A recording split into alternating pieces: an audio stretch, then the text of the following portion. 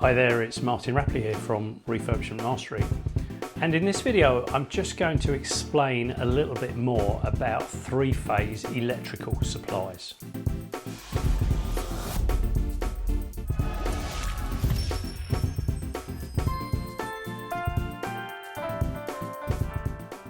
I get quite a few questions about three-phase electric supplies. I think there is an element of unknown around them, and there's also an element of concern around them and you know what they are and how they can be used.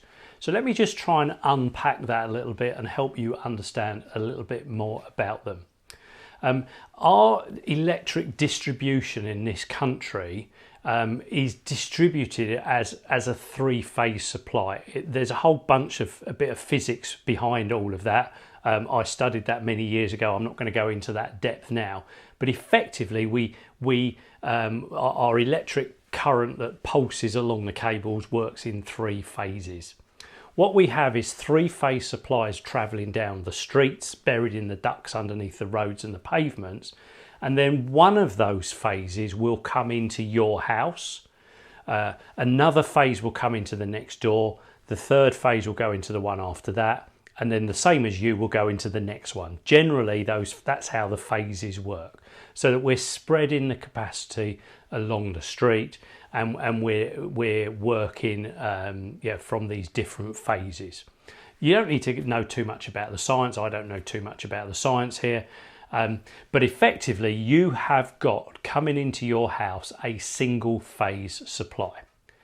If you split your house into two separate flats, so maybe you have a flat on the ground floor and a flat on the first floor, then you will need to bring in an additional single phase supply for the other half of the property.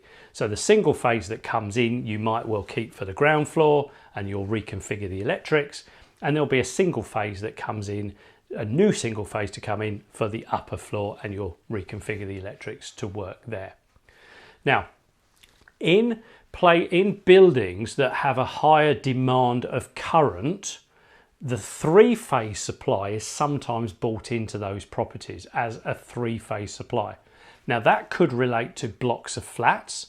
That will almost certainly relate to heavy industrial type buildings and some commercial buildings.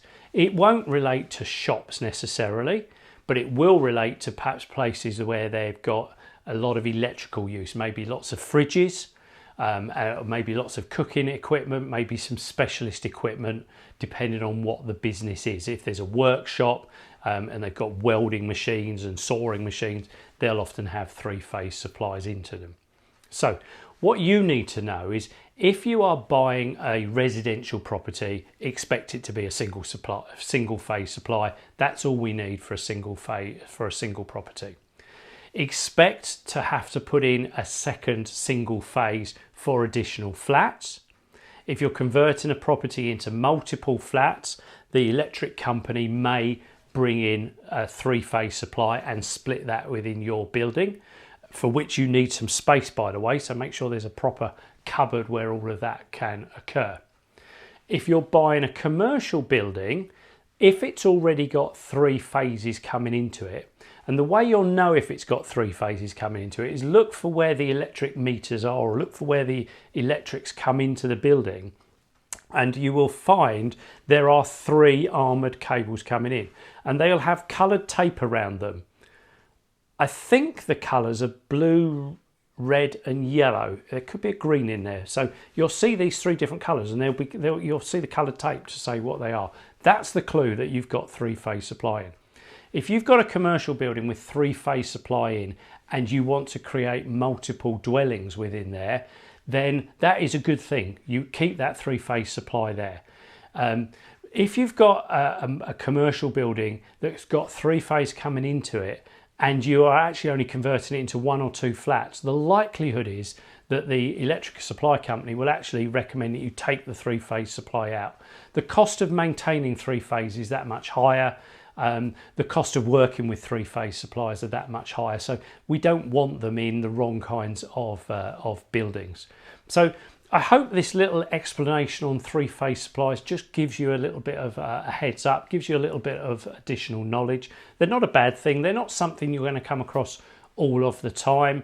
The key thing is if they're already coming into a property that you own or are buying, then liaise with the electrical supplier to see if they are worth keeping there, but don't be at all surprised if they recommend they get taken out.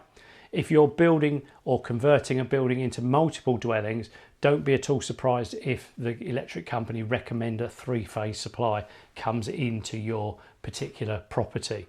The cost of working with three-phase supply in very round numbers is about 50 to 70% more expensive than working with a single phase supply. So, you don't necessarily want one for the sake of having one. It's not worth that additional expense, but is relevant on larger schemes.